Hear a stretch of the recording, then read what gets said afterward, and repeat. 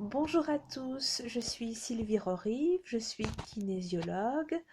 Je fais partie de la Fédération belge des kinésiologues en tant que membre et je voulais vous parler un petit peu de mon métier parce que je m'aperçois qu'il est encore un petit peu méconnu.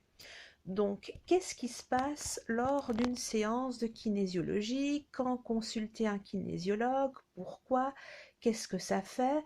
Dans ma région, on n'est pas encore énormément, on est un peu plus dans la région du Brabant wallon et de Namur, et il y a énormément de personnes qui me téléphonent et qui me disent, voilà, on m'a conseillé de venir vous voir, on m'a conseillé de vous rencontrer, des personnes ont travaillé avec vous et ont été satisfaites, mais nous, on ne comprend pas bien en quoi ça consiste.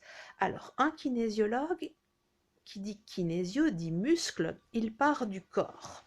Donc, ça n'arrivera jamais que je vous sorte des affirmations ou des informations si je n'ai pas touché votre corps. Donc je n'utiliserai pas de pendule, pas de baguette, pas de boule de cristal. Je vais vraiment avoir un toucher avec vous, vraiment euh, m'en référer au test musculaire. Qu'est-ce que le test musculaire? En fait, je vais appuyer sur un muscle et ce muscle va devenir un instrument de biofeedback.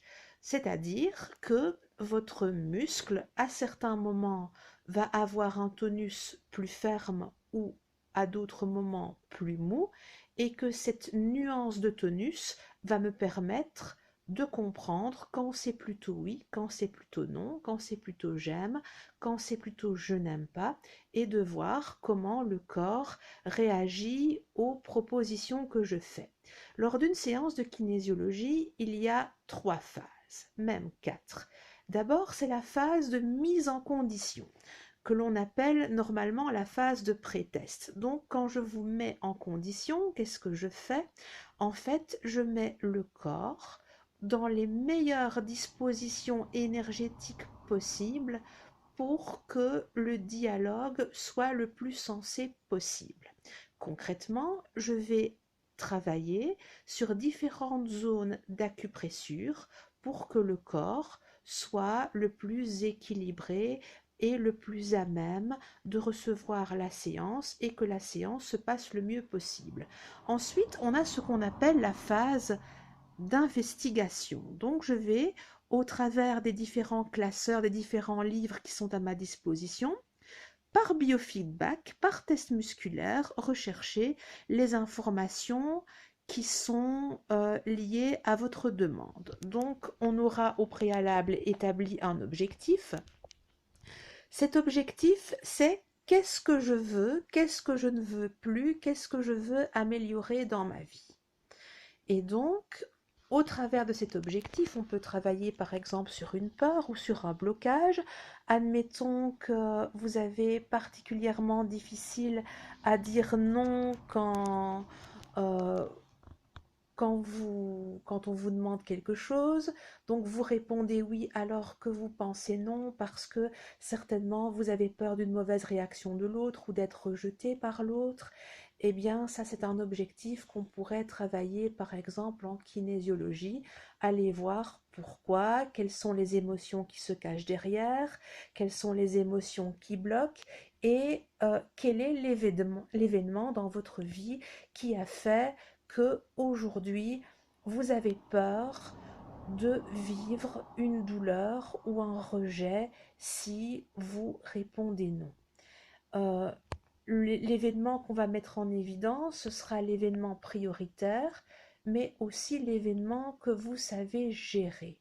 Donc, pas de panique. Si la séance est bien gérée, on va rarement déterrer des choses très très compliquées qui seraient plutôt à prendre en charge avec un autre thérapeute. Et si jamais j'évoque un âge ou une date dont vous ne vous souvenez pas, je n'affirmerai jamais, on ne va pas créer de faux souvenirs, donc on parlera de scénarios probables. Il est probable que en janvier 2018, vous ayez ressenti de la frustration ou un sentiment d'abandon. Est-ce que ça vous parle? Est-ce que ça vous dit quelque chose? Oui, non. Et peut-être que si c'est non, c'est qu'il y a une fonction et qu'il va falloir respecter ça dans la séance et que le tilt se fera peut-être bien après la séance.